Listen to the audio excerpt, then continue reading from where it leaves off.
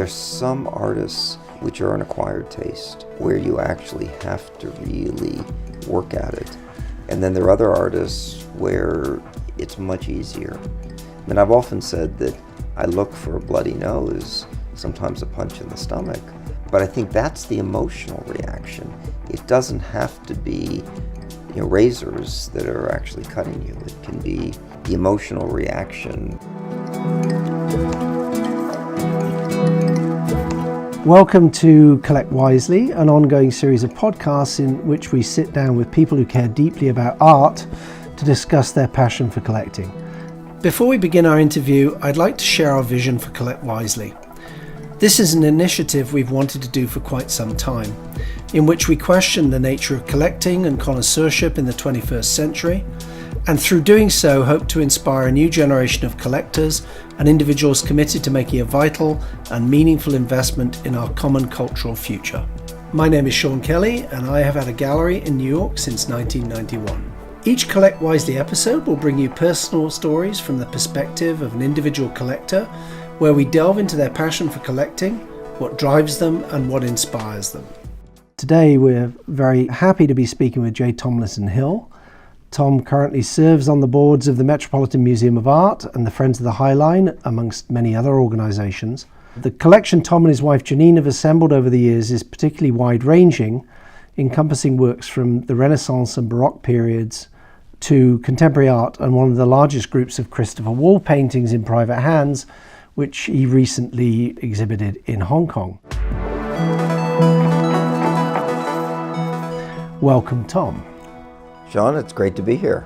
Well, we're very, very pleased to have you here for the beginning of our Collect Wisely podcast series. And I'd like to kick it off by a very obvious question, but starting at the beginning.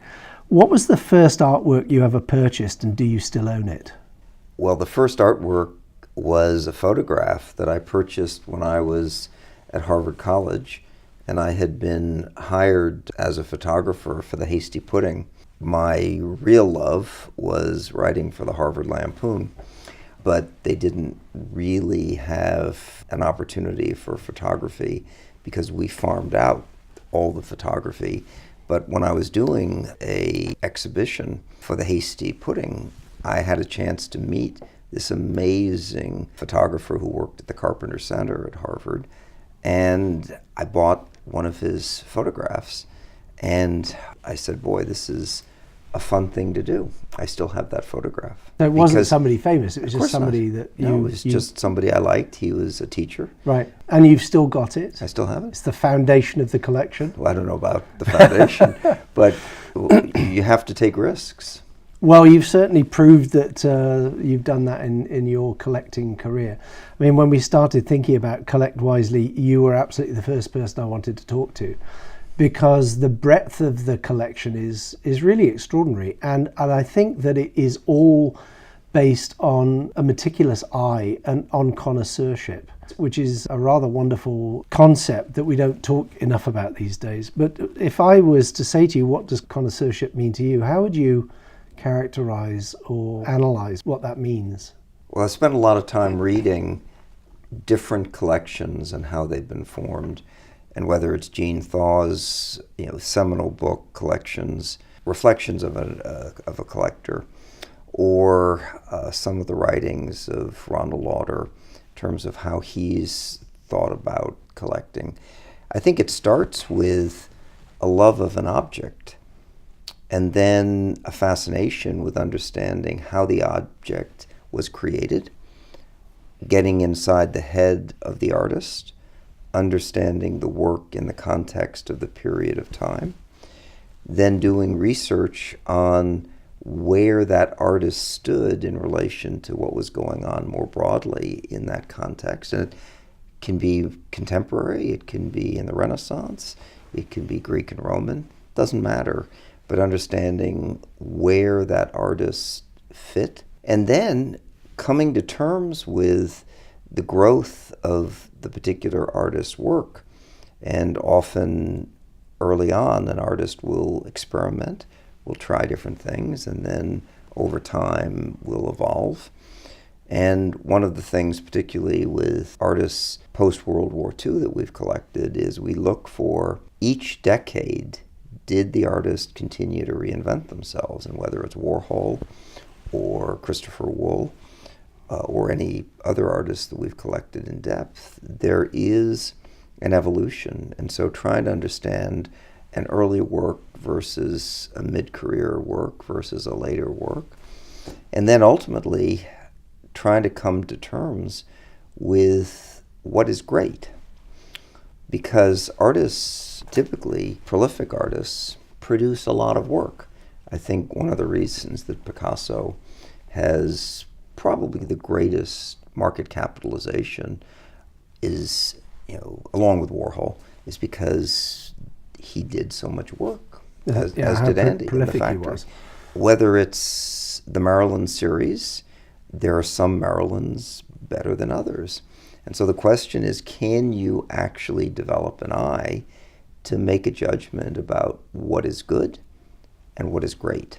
And do you and Janine do that equally? Do you do that singularly? Do you rely on other people's opinion for that? How have you educated your eye to the point where you are comfortable being out there making those decisions? Well, you always want collaboration. You always want advice. And so I will frequently do the research around an artist, around a period, around different types of work.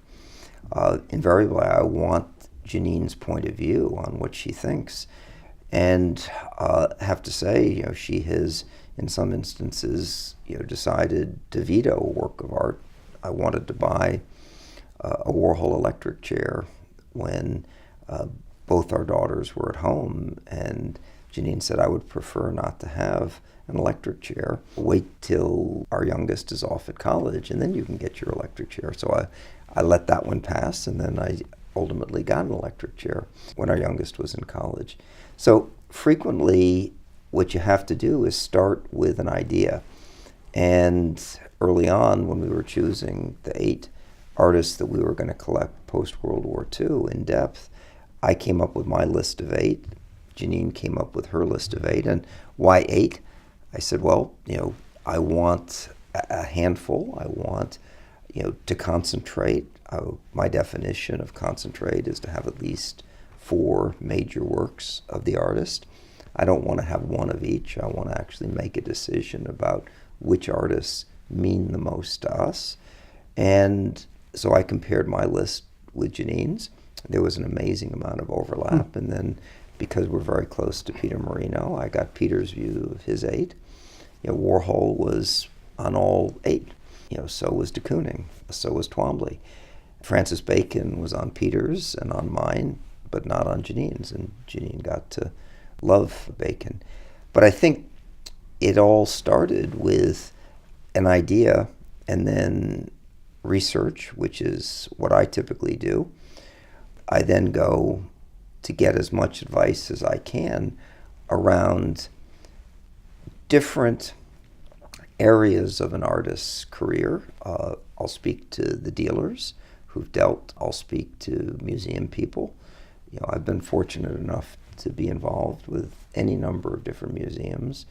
At one point I was on the board of the Whitney. I was chairman of the Hirshhorn.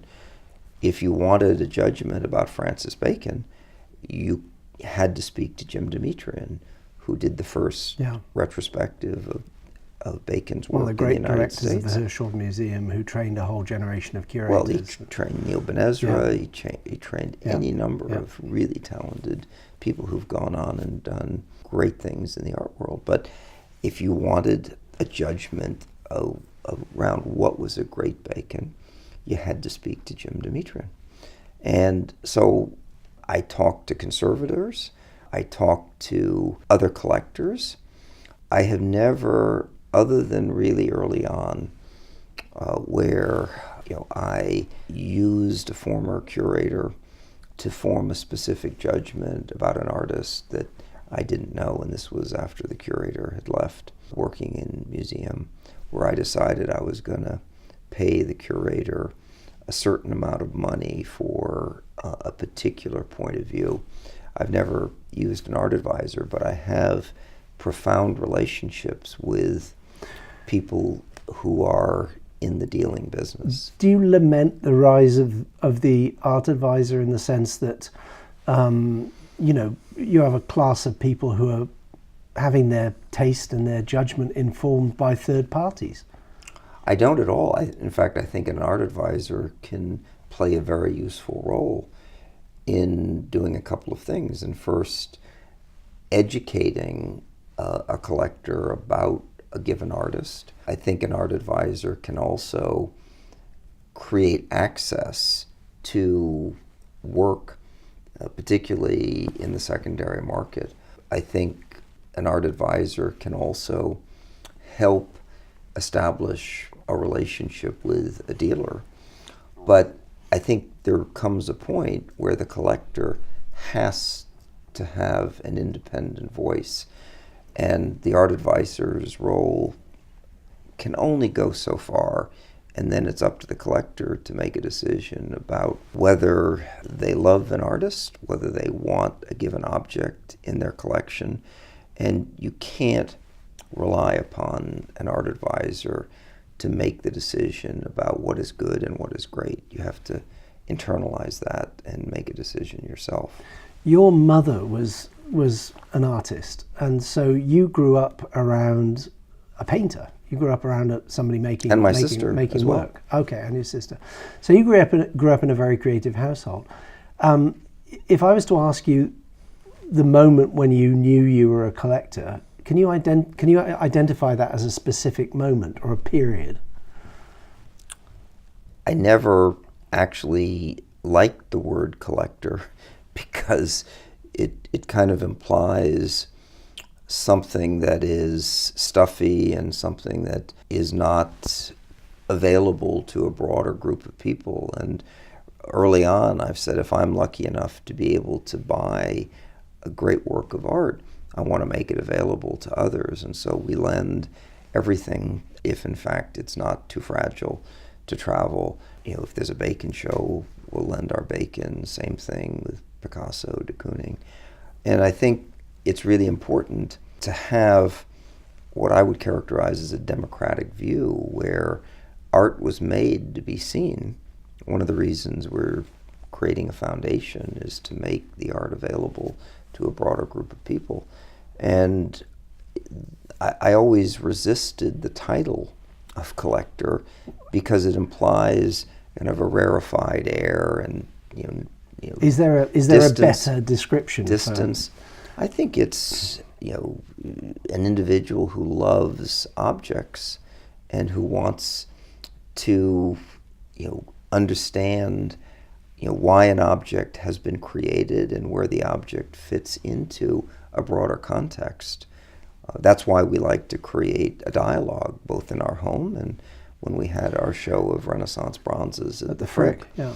We had them in dialogue with other post-World War works of art. Yeah. One of the things that you've spoken to is that you almost had a program for this. I mean, you sat down and decided there were, what was the list going to be? There were going to be these 8 artists that you were going to collect. But I had no idea I'd be able to do it. I think it's a little bit like when you start a business, you have to have a strategic plan. You have to have a series of goals. But it's a very deliberative process that you've gone through. I mean, most people are actually that focused and that organized about it. They tend to just collect. But you've been very focused on how you've organized your very deliberative approach to creating a collection. And it's one of the great collections, which is very peripatetic. And it has this absolute laser-like focus on quality. And I really wonder where that came from. Was it always there, or was it something that you've developed? Well, I think based on my business experience, I always wanted to be with excellence. I wanted to be with partners and people I worked with who have an idea of excellence and they share that idea. I never wanted to be involved in any organization that was not an excellent organization. One of the reasons that Blackstone has been so successful is those of us who were partners at Lehman Brothers realized the flaws in the culture at Lehman Brothers, and Steve Schwarzman and Pete Peterson early on said, what we're going to do is avoid the mistakes of all of our former colleagues and partners from Lehman Brothers and create an organization that is different. And I've tried to apply that same principle to collecting, which is to actually try to find those works that really appeal to me emotionally, so that when I stand in front of them, I have an emotional reaction. And that means you spend a lot of time looking. You constantly go to museums, you go to exhibitions. When you're at people's homes, you look at the art and you really try to understand. And are you sleuthing things? Are you acting like a sort of private detective, hunting things down around the world? I've actually had at any given moment, offers on works of art that are not for sale, but I know who owns them, and they would fit into our collection. And I've had one standing offer for 15 years, and the person that owns this work of art is getting along in age, and at some point I might be able to buy it. But I had identified this work over 15 years ago, and if it ever comes up, I will buy it. And so there's some things that you just want, and because it fits into the broader collection. But I think too, you have to be flexible, and sometimes you go down a path, and I like a dialogue, and sometimes a work of art just doesn't work in the context. So we had 2 Ellsworth Kellys, and I love Ellsworth Kelly. I think he's an amazing artist.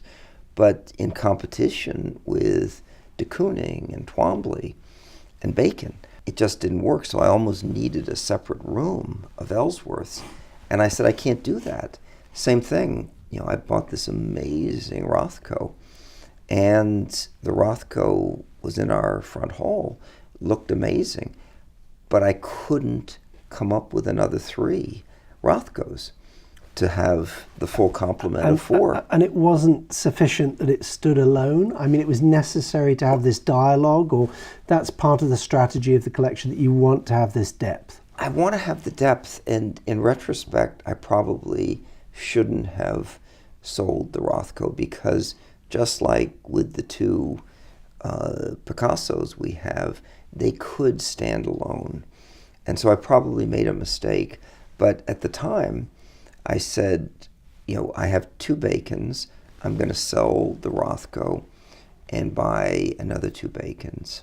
And so I could have the 4. And so, but I think you almost have to go through making mistakes. I mean, I just was reminded about Peter Marino. He had his collection of Renaissance bronzes on view at the Wallace Collection. And to Peter's credit, he had bought a bronze that wasn't right. It was actually a sand cast. It was a fake. And he had it in the show as an example of what he'd learned from having Which is a fantastic. bronze. So he was willing to share that, Yeah. and it takes a big person Yeah. to say, hey, I made a mistake here. I bought a fake. Yeah, I once asked Leo Castelli what it was he most regretted during his career, and his answer was very succinct. He said, it's the things I didn't buy, which I thought was a wonderful, that's a prototypical collector's answer to that question. And I thought it was a wonderful commentary on his voracious eye and appetite for artists that he loved and collecting. Well, if you have a conversation with Warren Buffett, all he wants to do is talk about the things he didn't do, the deals he didn't make, and essentially not mistakes, but what could have been different. He doesn't want to talk about the successes. He wants it. In part, it's a retrospective of, have I learned something, and the notion of continuous learning, because you only improve if you're constantly saying, let's evaluate what we did, the decisions we made, could we have made better decisions?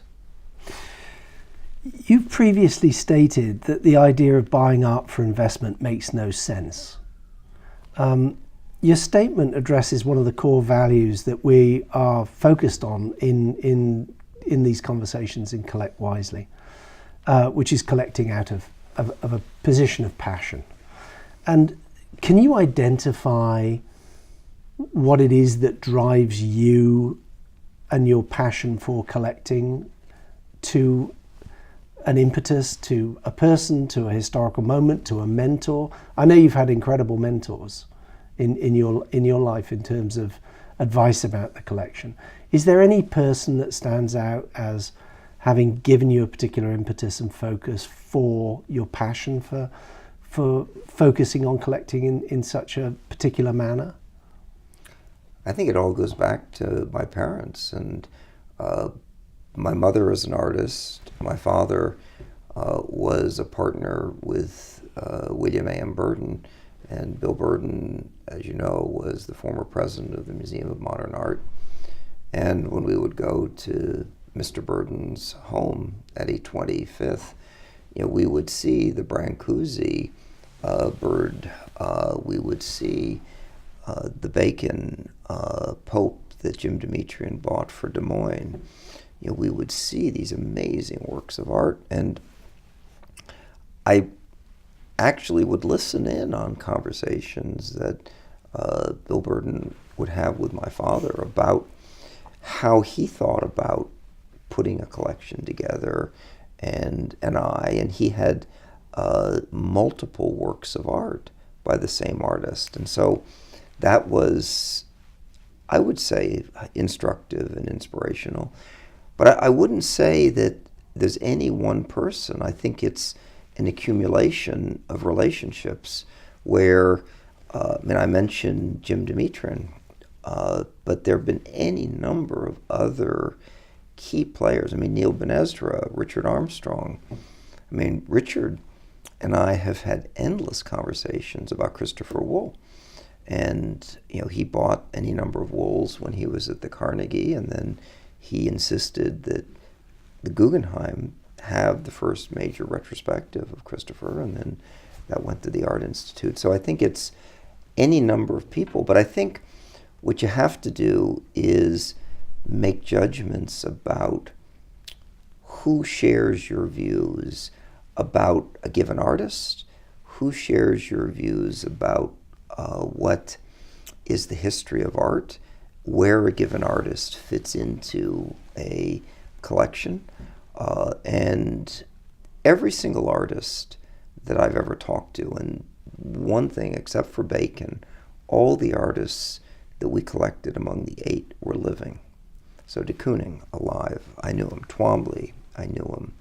Andy, he used to hang out at Harvard in the 60s, I knew him. Lichtenstein was alive when I was buying his works of art. Mark Rochon, obviously Christopher. Sure. They're all alive, and or were alive, and the opportunity to talk to them and to actually try to get inside their heads about how they have been influenced in the history of art, but also what they're trying to accomplish. Well, you're actually somebody who has spoken very eloquently on this topic of actually liking to spend time with the artists, liking to be in touch with the artists, liking to pick their brains in a way.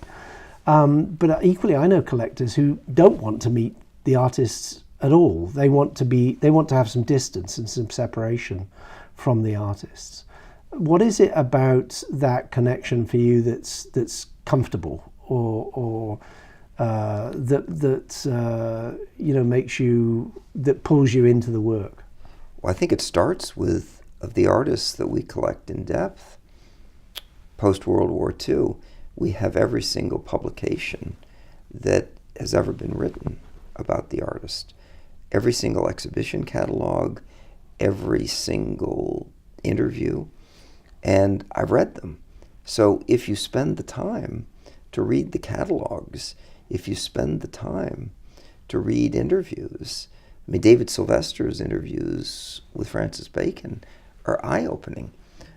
If I'd had a chance to meet Bacon, why not take advantage of it? Absolutely. Well, I actually did know Bacon when I was much younger as a curator. I mean, you might learn something. Well, I did learn quite a lot. A lot of it we can't talk about on air. No, but you might learn something about art. You might learn something about life. We certainly learned something about life around Francis and Lucian. So, if I asked you to characterize your particular approach to collecting, would you, in one word, would you describe it as intuitive or intellectual or emotional or analytical? Or another word, for instance. I mean, I think it's all of the above. It starts with seeing an object and saying, this is really interesting. Then you go into the research phase. You do the analysis of, well, why did this particular object interest you? Then you put the artist in some kind of a context. Is it the shock of the new for you? I mean, is there, to sort of paraphrase Robert Hughes, but is there a moment that something intrigues you and it starts tickling away at your imagination, your intellect, and it won't let you go? Because I mean, a lot of the work that you're talking about, and I know that you also are collecting very young artists as well, and groups of artists with the same rigor and the same precision. Is there a moment at which it crosses over from being interest to obsession, and there's something about the work that just won't let you free of it? Well, I think we're all somewhat obsessive compulsive if you're actually spending the time to actually read about an artist and the work that they're doing. But I think there's a moment where you connect, and sometimes it takes time, because often artists are difficult to actually either understand or come to terms with what they're trying to do. And I think, Christopher Wool is an example, which is a lot of his work is heavy lifting. He doesn't make it easy for the viewer. And, starting with the text pictures or even before that, stamps, they are hard. Often black and white, often aggressive. It's all about process.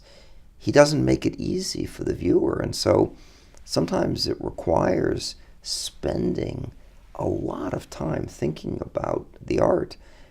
There are other artists, and when we first bought our Rothko, you say, boy, this is so pleasing. And I think that's one of the reasons that probably today Rothko is such a popular artist around the world, is that he's very pleasing to behold and to watch. So would you say within the collection, I mean, certainly with somebody like Bacon, and it's rough. You've spoken to, the point with Christopher Wool. And de Kooning. It can be very rough. I mean, for you, does it require a little sand in the oyster to make the pearl? No, because there are other artists like Bryce Martin, we collect in depth, where it's lyrical and beautiful and very reminiscent of mosaics and going back to Greece and Pompeii. So it doesn't have to be in your face. I mean, I've often said that I look for a bloody nose, sometimes a punch in the stomach, but I think that's the emotional reaction.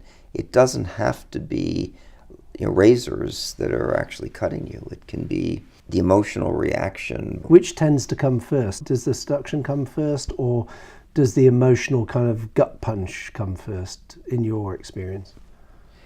Again, I don't think you can generalize, because there's some artists which are an acquired taste where you actually have to really work at it. And then there are other artists where it's much easier. And I mean, for instance, Bob Gober, I don't think makes it easy for you. And you have to actually spend a lot of time. Tom, do you think that your position and what you're talking to in terms of connoisseurship and scholarship and research and really getting into and under the skin of an artist over a long period of time with a lot of reading and a lot of analysis is almost exactly antithetical to a moment in culture that we live in now with art fairs and a lot of quick decisions being made about collecting in a very public way. Do you spend a lot of time at art fairs going to look at art? I mean, it almost seems to me that would be completely antithetical to your... Well, I will go to art fairs. I was just in Hong Kong and Basel was there, and I did walk around twice. And if you like to look, you can see what is on the walls. And often what you'll find at art fairs is not the best, because often at art fairs you're dealing with newcomers who maybe aren't as sophisticated, so you get a judgment about what dealers are trying to sell at what point in time. But anytime there's art on the walls, you learn something. And I don't happen to go to art fairs because it's not a good use of my time. I used to go to Basel in Switzerland because this was in the 90s. You actually could have a chance of seeing something that was great that you wanted to buy. Now, because everyone knows what I'm interested in, I either get calls ahead of time or I have people on the vetting committees who can actually tell me. And so I have an equal shot if there's something great at a fair that is in my sweet spot to be able to compete even though I'm not there. And often, I bought Medardo Rosso from Basel in Switzerland, where I didn't actually see it. I knew the work and had seen it before in an exhibition, but I didn't actually see it on the stand, and I bought it. Apart from the work that you were talking about earlier, which you've had the standing offer out on for over a decade, is there one work that got away from you that you've always regretted? Absolutely. Are there many of them, or is there a particular one? No, absolutely. Ferragusto, Lucy Michelinis was selling this amazing Ferragusto, and I saw it, and I wanted to buy it then and there. This was in the 90s, and I didn't know enough about Twombly, and I needed to do my work, and by the time I went back, it was gone. So I hadn't done my work, and that never happened again because I didn't own Twombly at that point in time. If I'd known more, I would have seen it and been able to react.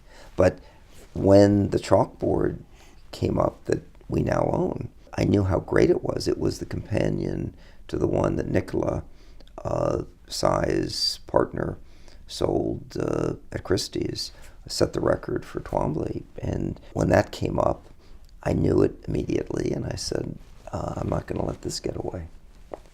This fall, you're going to open the Hill Art Foundation in Chelsea, and a portion of your collection will be on public view. Do you feel a great sense of responsibility to make that material public and available and share it? And in terms of your stewardship of the work? Well, as I mentioned, whenever we have a work of art that is requested to be on loan, we lend. The advantage of Chelsea, and particularly, as you mentioned before, I'm on the board of the High Line, the space that we have, which is the third and fourth floor of a building, from the High Line, you're going to be able to see into our space. So 8 million people going up and down the High Line are going to be able to look in to our big windows, see art, perhaps be curious, and then come down. It is open to the public, and just as I benefited by growing up in New York and being able to go to the Frick, being able to go to the Metropolitan Museum, being able to go to the Neue, and Ronald has created an amazing gift to New York City. I want to do the same thing, but on a much smaller scale. And will that showcase the breadth of the collection? You'll show the Renaissance material as well as modern, as well as contemporary? We're going to have an exhibition program once a year, starting in the fall. We're going to have and it'll probably run about 8 months, an exhibition. We're starting with all 21 of the Christopher Wool works that we own.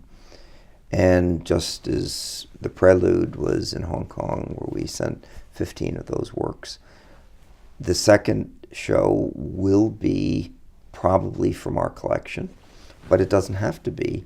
And just as we showed post-World War II artists with Renaissance bronzes at the Frick, I have an open mind about mixing, but I have a number of artists, living artists, that I've collected, whom I've collected in depth, and I could see a show of all of works that we have. You know, Glenn Furman did a really interesting show of 5 women artists. Yeah. You know, we collect 3 of the women in that show, and I could see, including one of your artists, In Sam dialogue Moyer. with Ellsworth Kelly. Yes. Yeah, which was a beautiful show, actually. But that's very much how you live with your work. I mean, you might have a sort of 13th century altarpiece alongside a Renaissance bronze, alongside Ned Rouchet or alongside a Twombly. I mean, it's very much how you surround yourself with these things, these objects of excellence, and it's how you like to live. So can you recreate that kind of intimacy in a more public setting, do you think? Absolutely. We're going to have shows where we have what I would characterize as old master paintings in juxtaposition with modern and contemporary artists. Are there exhibitions that you particularly want to bring to fruition out of the collection? Well, in my study in New York, in our home, I have a number of Francis Bacon's in dialogue with Rubens. There has never been a show looking at the influence of Rubens on Bacon. There have been shows where Rembrandt and Bacon, Picasso and Bacon, Velázquez and Bacon, but never Rubens. And I think there are some overlapping ideas. As you know, both Catholics, although Bacon was fighting his whole life to deny his Catholicism, flesh, use of figures, and also structure in a painting. And I think it would be fun to juxtapose, you know, the 4 Bacons that we have with the 5 Rubens that we have. No, I'd definitely come to see that exhibition. I'd love to see it. Can I ask you a further question following on from that? Because it's particularly interesting. It's sort of the milieu I grew up around was very dominated by Bacon, Freud, Arbach, Kossoff, the 4 great visceral painters of the mid-20th century. Why isn't Freud in the collection for you? What doesn't work there in comparison with Bacon that does work? Early on, I made a choice where I wasn't going to go with both Bacon and Freud. They knew each other. Over time, they grew apart. I think Lucian was very jealous of Bacon's great success.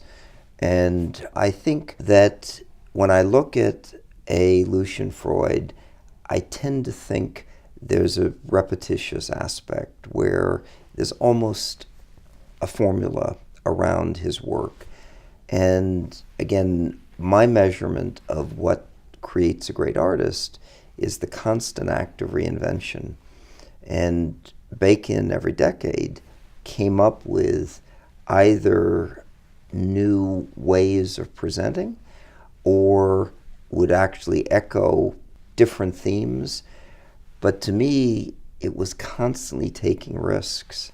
And I viewed Lucian in a curious way as more conservative, not taking the kinds of risks that Bacon was. Well, he was certainly an establishment figure from the outset and had a lot of advantages that is famously given the keys to the National Gallery so he could go in after hours and prowl the galleries after dinner at night on his own, and given all sorts of privileges that came out of his background that Bacon really worked against his entire life and denied his entire life. But I think there's also a spontaneity to Bacon's work. Bacon would work very fast. David Sylvester talks about in the 1940s, Bacon would blindfold himself and would actually practice brush strokes blindfolded so that he had, like Picasso, very quick hand. Freud, on the other hand, would often spend 4 or 5 months, redoing, and it was a little bit like de Kooning in, the late 40s, early 50s, when he was working on his women, where he would spend a year on a woman, heavily incised. And I almost feel that with Freud, it's highly studied, it's, very, I would say, overwrought, overworked, whereas in Bacon, I think there's a freedom so do you think, and a spontaneity. Do you think there's a sort of self-consciousness to that? Well, without doubt, what Freud was thinking about was, the psychological aspect, and there's almost a self-consciousness, whereas with Bacon, he didn't care. He would, it's viscerally intuitive. He would paint the way he felt, and sometimes they weren't successful, but when he got it right, they are just so dazzling. If you were starting off as a young collector now, in 2018, what advice would you give to your younger self, setting out to engage and indulge your passion for objects as a collector? It's pretty simple. Look at as much art as you can get your eyes around. And whether it's exhibitions, museums, talk to as many people as you can about what you're interested in. And it's never too late when you stop to think.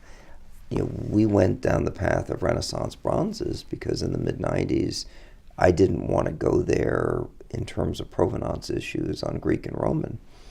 But right now, I'm actually thinking about Greek and Roman because it's now all out there in terms of provenance, and you either have safe provenance or you don't.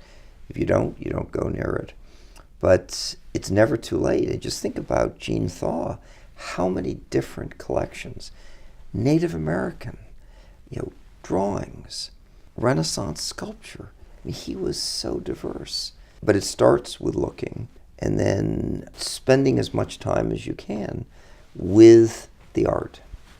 So I have one final question for you about collecting, and that is, if you could choose a single artwork from any period in time, from anywhere in the world to live with, but you could only have one artwork, what would it be and why? Oh my goodness. Fantastically unfair question. No, it's totally fair.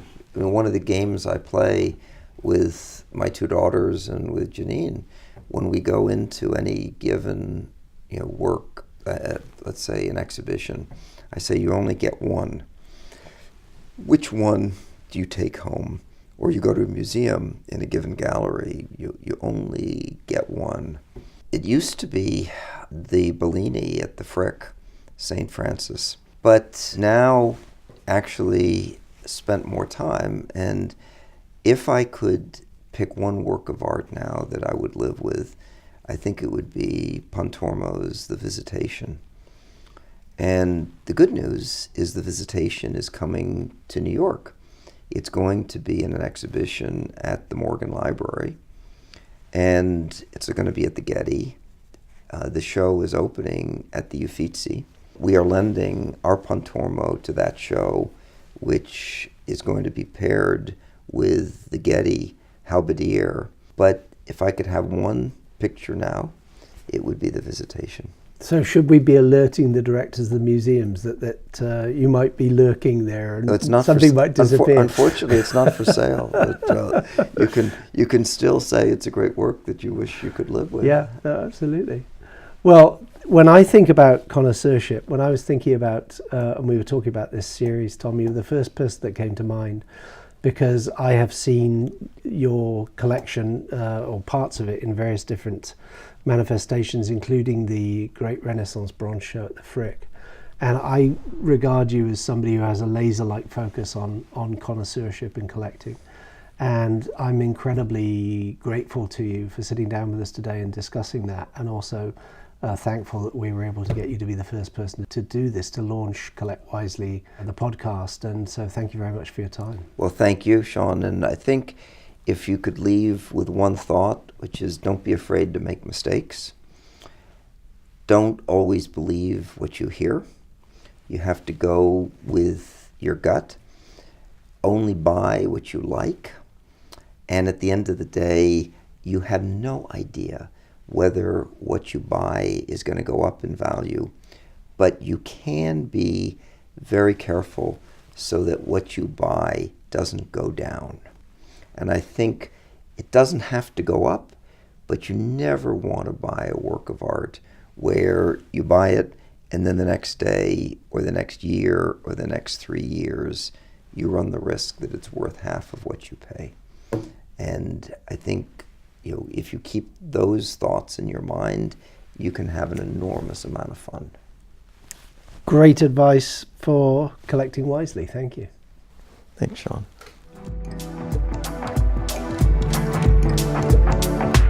We're delighted to have featured Tom Hill on the inaugural Collect Wisely podcast.